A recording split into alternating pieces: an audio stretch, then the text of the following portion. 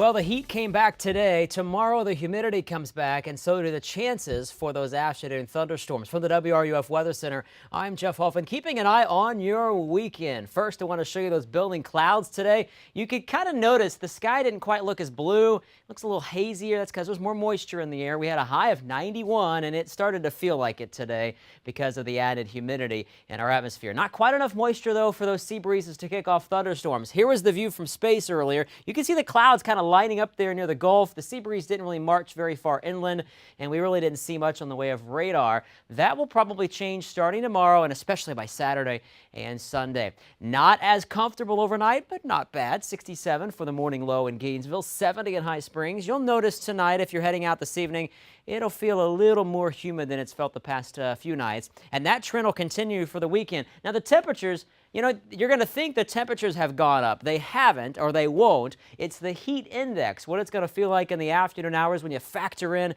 the humidity. It'll feel like 97 on Sunday, 96 on Monday. And yes, thunderstorm chances do return. The high pressure ridge that's been protecting us from the deep tropical moisture to the south and all the unsettled weather to the north, it's weakening in a bit. So all the storminess in terms of severe weather should stay to our north, but there's a little stronger dip in the jet stream right here, and this is going to rotate through. We're not going to see the real deep tropical moisture, but in time, some of this humidity will be drawn northward ahead of that approaching storm system, and it's going to get just close enough to start to trigger thunderstorms, especially when the sea breezes march inland in the afternoon hours. Here's your hour-by-hour future track for your Friday. Sunny, warm through midday, but it's around 1 or 2 o'clock. Watch. Here we go. A couple of cells popping up. What'll happen is the Gulf sea breeze will march inland.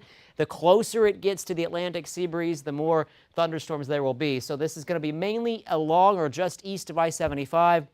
And the cells will be fairly sparse on your Friday afternoon, lingering until about 8 or 9 o'clock. Not everyone will get the downpours Friday, but the chances for rain increase on Saturday and Sunday. Remember that trough or that little storm system rotating through? It gets closest to us on Saturday, and then it pushes offshore. Notice the dark green here. That's the real deep tropical moisture, and that is our disturbance we're keeping an eye on in the southern Gulf of Mexico. I'm fast forwarding the clock here for you. It stays there through Tuesday of next week, so nothing to worry about in the tropics in the immediate future, although we'll have to watch closely to see how this cold front starts to pull some of that moisture possibly in our direction by the end of next week. Certainly a lot of time to watch that. Here's your updated 6-day. It'll feel humid and hot on your Friday with a few spotty late afternoon cells. Notice the rain chances do go up Saturday and Sunday and then back down a bit by next Monday or Tuesday. It'll be Wednesday or Thursday when we keep a close eye on the Gulf of Mexico.